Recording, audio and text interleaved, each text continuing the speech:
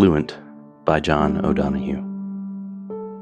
I would love to live like a river flows, carried by the surprise of its own unfolding. Clara got scans this week and unfortunately found out that she's not currently eligible for the surgery that was scheduled and that she'd been waiting excitedly for. And this week, Clara was at the Iowa State Capitol with the American Cancer Society's Cancer Action Network, advocating for legislation that would help fund cancer research. Like she said, cancer takes and takes, but it also offers opportunity. A sentiment that many of our guests this season have echoed. Kelly's found renewed relationships. Joe learned to seize the day and carry buckets of sap even though it wasn't recommended by his doctor. Caroline found the beauty of living between life and death. Jeff wrote a book. And Sue had a moment of enlightenment where she gained a new understanding of love as the meaning of life. All of these people living with serious terminal illness, finding joy, meaning, and sometimes enlightenment.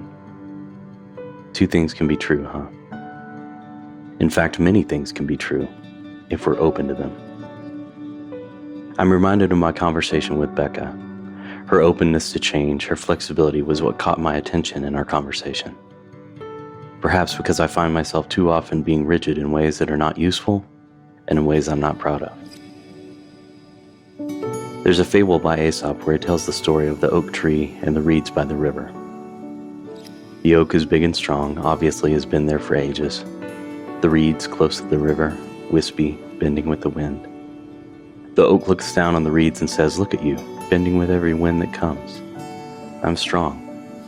I'll stand firm no matter how big the storm is." The reeds simply say, "That's okay. We don't mind the wind. We bend so we don't break." Then an enormous storm comes. The oak remains stiff, refusing to move an inch. The reeds bend low.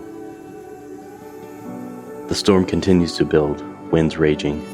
Eventually, the stiff oak is broken by the wind, cracked in two.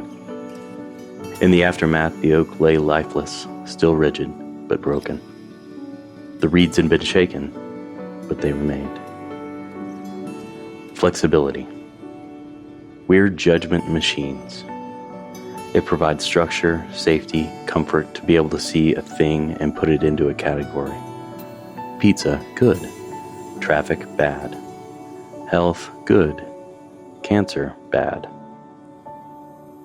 But as we've discussed, almost nothing is just one thing. Two things or many things can be true, as long as we're open and flexible enough to allow it. I think psychological flexibility is the ability to see or experience something, acknowledge our initial assessment of that thing, but then to ask myself, what else could this be? An ALS diagnosis, bad. Could it also be an opportunity to slow down and renew relationships with family and friends? Multiple myeloma, bad. Could it be a hint, an invitation to seize the day? Glioblastoma, bad. Could it also be a window into the reality that existing between life and death can be beautiful? What else could this be? I love this question because it acknowledges what it is, a tragedy, an unexpected turn, unfair, infuriating, scary. But after that acknowledgement, there's a little glimmer of hope. Not a prescribed answer, just an invitation to take a second look. Is there something else here for me? Will I be rigid, holding tight to my original judgment, out of stubbornness, or fear, or ego, or my addiction to that feeling of self-righteous anger? Or will I bend, still grounded, but able to twist and turn, flexible enough to see it from a different angle?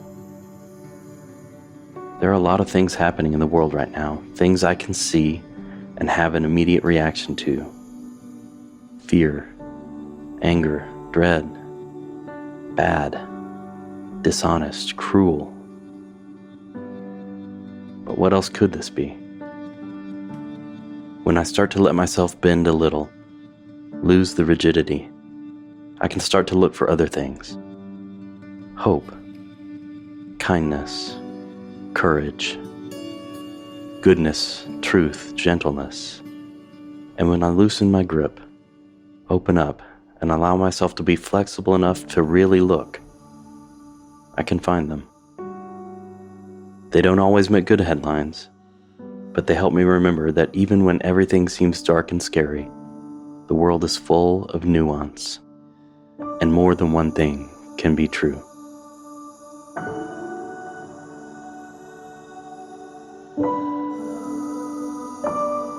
This is Dying to Tell You.